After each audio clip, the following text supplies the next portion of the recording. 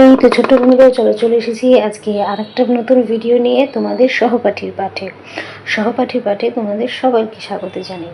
তো চলো শুরু করা যাক আজকে আমাদের এই ভিডিও শুরু করার আগে কিছু আমার সম্পর্কে, আমি সম্পাদত্ব। চলো এবার আমরা চলে যাই আমাদের ক্লাসের পর্বে। আচ্ছা, আজকে আমাদের কি আছে দেখো, খেলার মাঠে আজ ছিল ফাইনাল খেলা। গ্যালারিতে খুব ভিড়, দিক বিদিক থেকে লোক এসেছে, কোনো দলই গোল করতে পারল না। খেলা শেষে দু দলকেই যুগ্ম বিজয়ী ঘোষণা করা হলো। একজন আহত হওয়ায় খেলায় বিঘ্ন ঘটেছিল। মাঠে চিকিৎসক থাকায় সে শীঘ্র সেরে ওঠে। আচ্ছা দেখো, এখানে আমি না কিছু শব্দের নিচে আমি আন্ডারলাইন করছি। আচ্ছা, তাহলে দেখো, এই যে রঙিন করা যে শব্দগুলো আছে, যেগুলো নিচে আমি আন্ডারলাইন করলাম, তোমরা নিশ্চয়ই বুঝে গেছো আমার আগের ভিডিওগুলো দেখে যে এখানে কিছু যুক্তবর্ণের ব্যবহার করা হয়েছে, তাই না? তাহলে দেখি নিই তো এগুলো কী ধরনের যুক্তবর্ণের ব্যবহার হয়েছে। চলে যাই আমাদের দ্বিতীয় পেজে। এই দেখো কি আছে,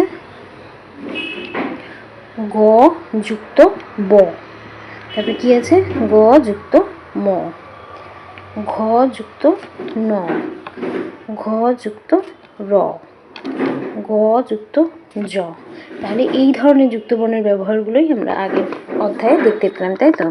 এরপর আরও কিছু আছে দেখো, অথচ জয় উকার গয় জফলা কি হয়, যোগ্য। তারপরে কি আছে, বয়কারে বা, গ যুক্ত ময় দীর্ঘি বাগ্মী।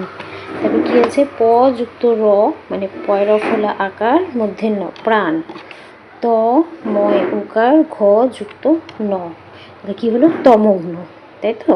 তাহলে আমরা যুক্তবর্ণের ব্যবহার কিছু ভিডিওতে পরপর দেখে যাচ্ছি, এখানেও আজকে আমরা যুক্তবর্ণের ব্যবহার শিখলাম।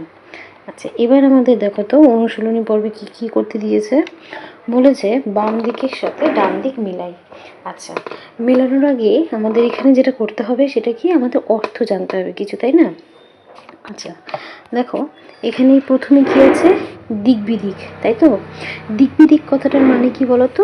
দিক বিদিক মানে হচ্ছে চারিদিক কথাটা বোঝাতেও আমরা দিক বিদিক ব্যবহার করে থাকি। আচ্ছা, তারপরে কি আছে দেখো, গ্যালারি কি হয়, যে আমরা অনেক সময় আমরা খেলা দেখতে যাই, তাই না? তখন ওখানে বড় যে মাঠগুলো থাকে, তখন কি হয়, সেখানে চারিদিকে বসার জায়গা থাকে, তো সেটাকে বলা হয় হচ্ছে গ্যালারি। তাহলে গ্যালারি কার সাথে মিলে যাবে, মাঠে বসার জায়গা। আচ্ছা, তারপরে দেখো কি আছে, যুগ্ম কথাটার অর্থ কি? যুগ্ম হচ্ছে একসাথে, একত্রিত মিলে সেটাকে হচ্ছে যুগ্ম বলে। তাহলে এখানে কোনটা হবে, যুগ্ম মানে দুজন একসাথে। তারপরে কি আছে দেখো, বিঘ্ন মানে আটকে যাওয়া বা বাধা প্রাপ্ত হওয়া। তাহলে এখানে আমাদের কোথায় আছে দেখো, দেখো বিঘ্ন মানে বাধা।